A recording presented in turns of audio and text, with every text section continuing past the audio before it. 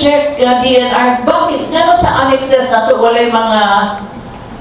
wala lagi siya mga attachment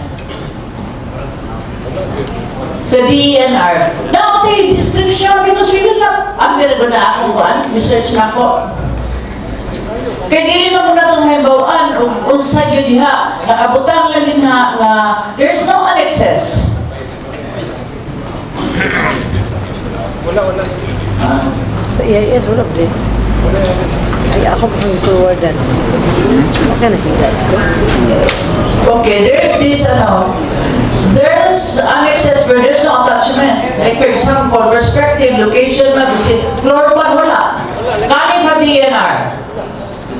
So, dapat naagin din siya din naka-attach. I'm sorry kung karoon na ko, no? I should have attended day 1. Pero saan naman, lamang yun, kan yung kayo ko trabaho. Precisely why karoon na ko. So, I'm just giving my own point of view na wala na siya mga annexes. There should be description, no? Para mabawaan, maamong estudyuhan. And then also, nahimo siyang Zone 3. Yeah, but then you have the right. You have also the right. I am very open for changes. I will always listen. Kung gusto niyo ibalik or whatever concerns that you have regarding sa zoning. Every person has the right to question, to give his concern. That's why my office is very open. Monang ako na forward, and I will just call the attention that this will be scheduled for committee hearing. Okay? So, ako fair kay ko sa tanan, no? And also, this is an open space, right? But it's not considered open space. Kaya siya title niya. Nakabutan commercial, and this is for the condominium itself. Kaya hindi siya considered open space. Okay, so title, for the condominium. Okay. But the way that your method that you're using is purposive. Purposive. Meaning, kamoy nagpili sa inyo, pilion for the respondents. How do you do that?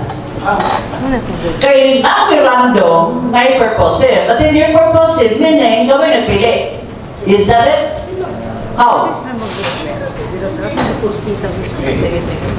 So yung ginawa ko namin yung sa sampling, randomized po yun. And then, pinocus lang po namin siya sa zone 30.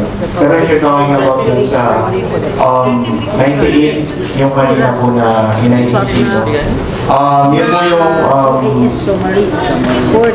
didistribute po dun sa malapit sa project area po. Within Barangays Balulacan yung requirement po. So, hindi naman po because it's stated here, we have to be very fair. Ako, kahit kunti, nakikita ko eh. So, we have to be very fair in the,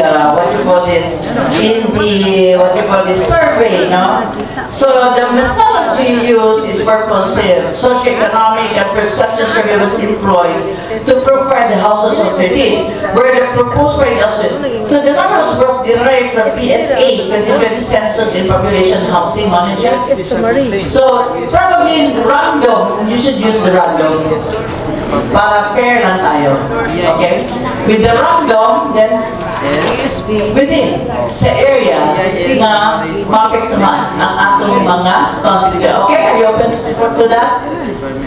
Okay, nagawa niyo purposive eh. Tayo lang pumipili, di ba?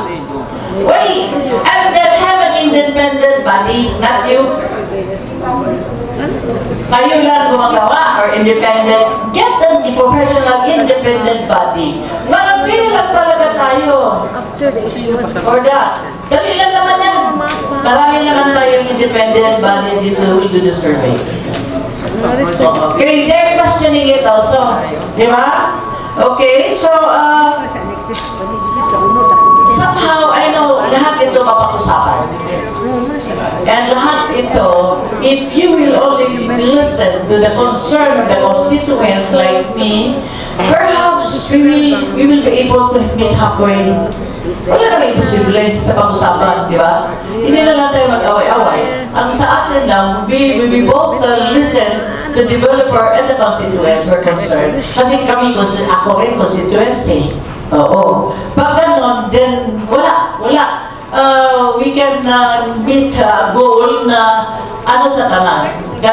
Ano yun, nagtutugma sa lahat. So I would like to listen to Engineer Oclaren because I called Engineer Oclaren because number one problem I saw now is the traffic. No? So I called Engineer Oclaren for me to understand and to know not only me and him but to everybody what is our plan for the traffic congestion in the uptown. Okay, thank you very much.